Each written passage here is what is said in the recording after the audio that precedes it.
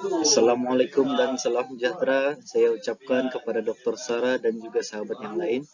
Menerusi kerja kursus ini, kami memilih syarikat Petronas Berhad sebagai salah satu syarikat yang tersenarai dalam Bursa Malaysia. Terlebih dahulu, saya ingin memperkenalkan diri saya dan ahli kumpulan yang lain.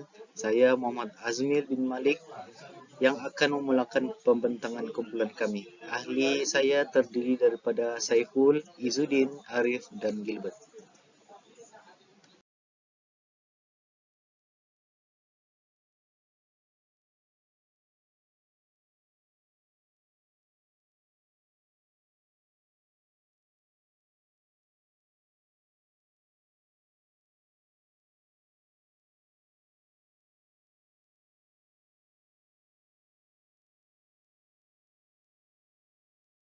Petronas Nasional Berhad atau nama singkatannya Petronas merupakan sebuah syarikat minyak dan gas multinasional Malaysia.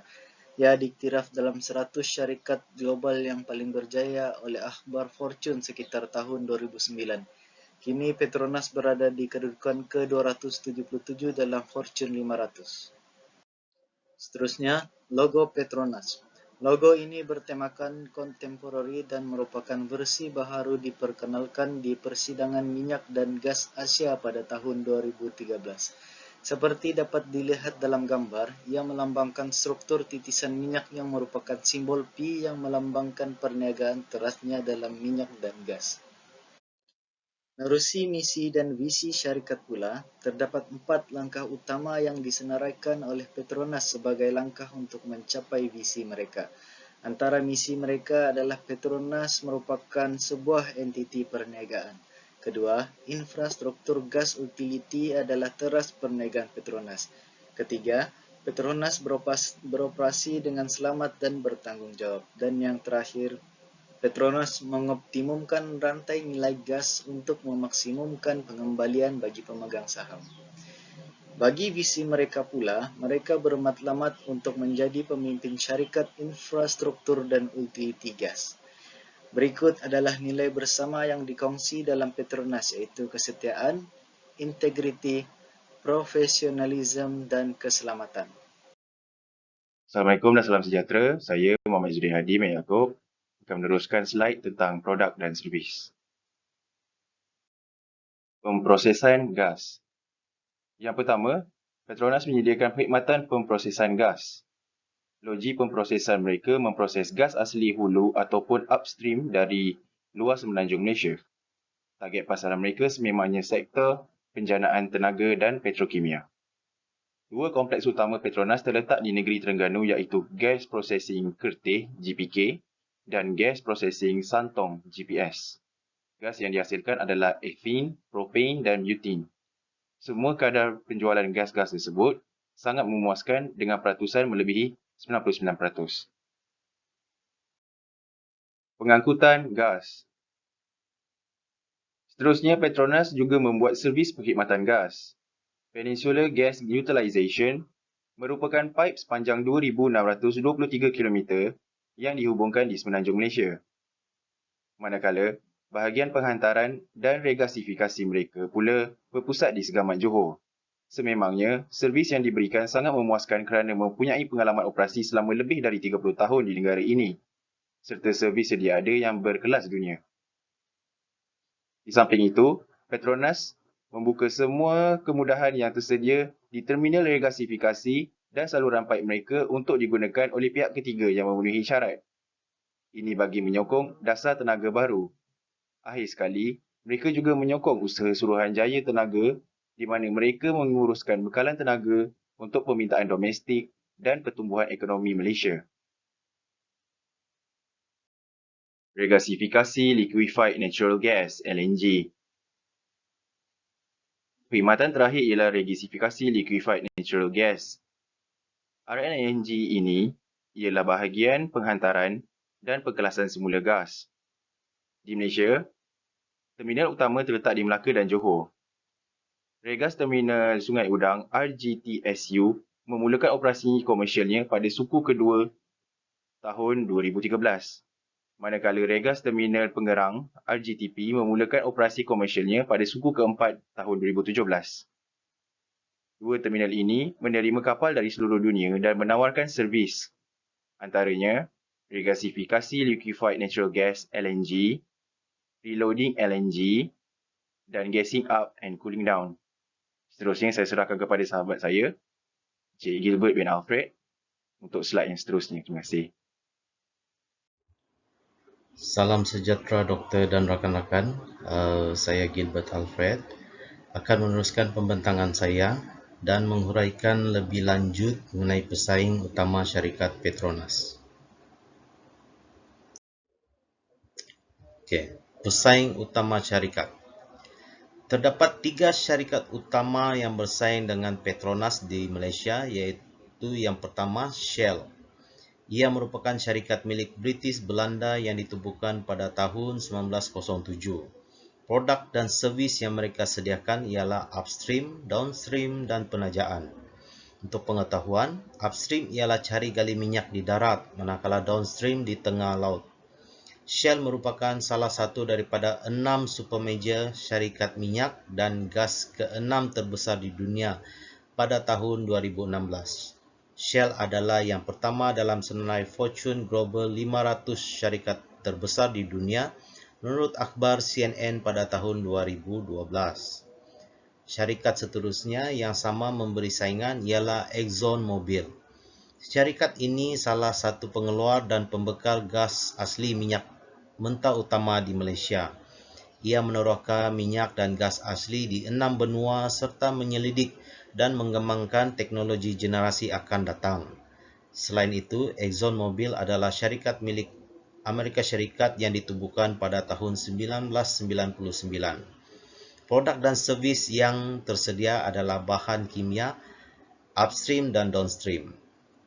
Yang terakhir ialah Schlumberger, iaitu syarikat hak milik Perancis dan ditubuhkan pada 1926 serta memberi perkhidmatan pusat kaji selidik, rawatan, gas dan air. Schlumberger merupakan syarikat perkhidmatan kaji selidik minyak terbesar di dunia. Mereka adalah peneraju global dan perindustrian gas dan minyak, menyediakan teknologi dan perkhidmatan penting di seluruh dunia, dan mempunyai keupayaan digital yang diperlukan oleh pelanggan. Baiklah, topik seterusnya adalah trend dan isu terkini Petronas di Malaysia. Trend dan isu terkini. Semestinya, Petronas telah melalui banyak perkembangan dari semasa ke semasa. Berikut adalah perkembangan terkini yang telah kami temui melalui akhbar harian daripada Berita Harian, Awani dan Utusan Malaysia. Pertama, baru-baru ini Petronas dilaporkan dapat mengekalkan kedudukannya sebagai jenama ASEAN paling bernilai dalam laporan Brand Finance Global 500 tahun ini. Kedua, Petronas mengesahkan pengeluaran gas sulung dari Medan Rotan dan Bulu di Blok H, luar pantai Sabah pada 6 Februari lalu, justru meningkatkan lagi potensi pelaburan petroleum di Malaysia. Seterusnya, Petronas dan INEOS bekerjasama hasilkan hidrogen bersih. Ini bertujuan untuk membangunkan bersama rangkaian bekalan hidrogen bersih yang kompetitif antara Malaysia dan Jepun selain meneroka peluang lain dalam perniagaan hidrogen. Akhir sekali, Petronas Marine jalankan pengisian LNG pertama di Sabah, iaitu di Sandakan. Pengisian LNG untuk HL Green, kapal berkuasa LNG 180,000 tan terbesar di dunia, dilakukan 12 batu nautika dari pelabuhan Sandakan. Dan seterusnya saya serahkan pembentangan ini kepada rakan saya, Cik Saiful. Sekian, terima kasih. Terima kasih kepada Encik Gilbert. Seterusnya, saya Muhammad Saiful Izni bin Awang Siabu akan menghuraikan tentang analisis KKPA, Petronas Berhad. Analisis KKPA adalah kajian tentang kekuatan, kelemahan, peluang dan ancaman terhadap Petronas. Kekuatan yang dimiliki oleh Petronas adalah kepelbagaian minat, kemudahan kelas atasan negeri pemilikan. Kedua, kelemahan Petronas pula adalah kepekatan minyak dan gas yang berlebihan, kos yang tinggi dan isu etika. Ketiga, peluang yang tersedia untuk Petronas adalah mereka berpotensi sebagai pilihan alternatif dan perkongsian dalam bidang perlumbaan, manakala ancaman yang dihadapi pastinya menerusi saingan utama mereka di pasaran Malaysia dan di peringkat global. Saya akan teruskan dengan topik hala tuju masa depan Petronas. Petronas berhasrat untuk mencapai keselamatan operasi secara pukal dengan memastikan keselamatan pekerja di kemudahan dan kilang adalah yang terpenting.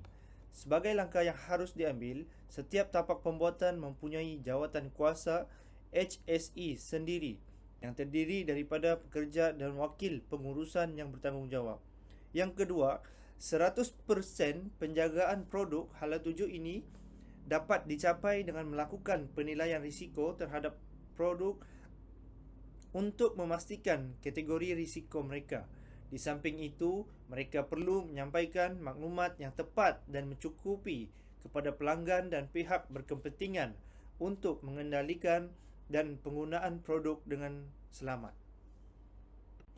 Dari sektor pendidikan pula, Petronas akan mengadakan Back to School program yang dapat menyediakan bantuan barang keperluan sekolah kepada pelajar kurang bernasib baik di kawasan operasi. Menerusi alam sekitar, inisiatif yang diambil ialah melalui program Eco-Care yang memberi tumpuan kepada penghutanan semula dan pemulihan habitat bakau yang sensitif secara ekologi. Terakhir sekali, Petronas juga berazam untuk menjaga kesejahteraan dan pembangunan komuniti menerusi penganjuran program Kitar Semula bagi menyokong dasar ekonomi plastik baru. Salam sejahtera doktor dan rakan-rakan. Seterusnya, saya Arif akan menjelaskan topik terakhir kami iaitu cadangan strategi syarikat. Petronas perlu memahami dan menghargai kepentingan jawatan yang dipegang oleh setiap pemilik saham secara langsung atau tidak di syarikat yang akan memastikan dan menjamin kejayaan jangka masa panjang.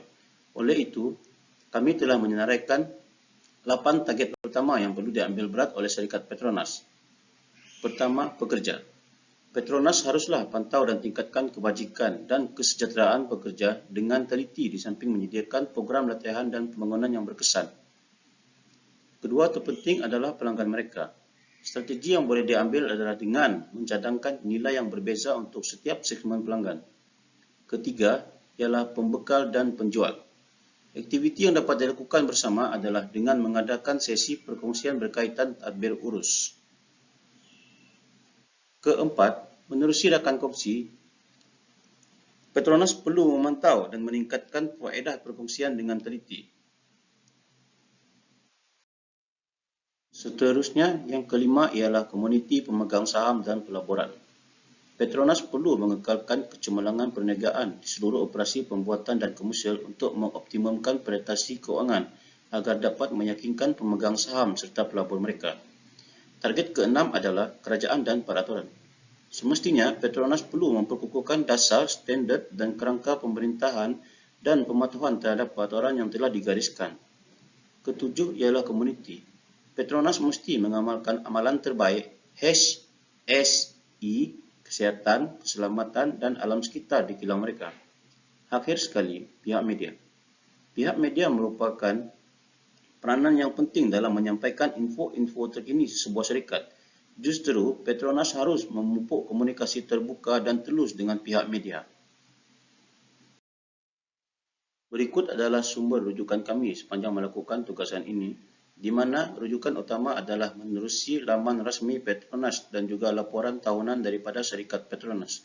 Saya berharap doktor dan yang lain dapat memahami topik-topik yang telah kami bincangkan sepanjang pembentangan kami mengenai syarikat Petronas Berhad. Sekian sahaja pembentangan kami. Terima kasih atas perhatian yang diberikan. Sekiranya ada pertanyaan, boleh diajukan dan kami akan cuba menjawab dengan sebaiknya. Terima kasih.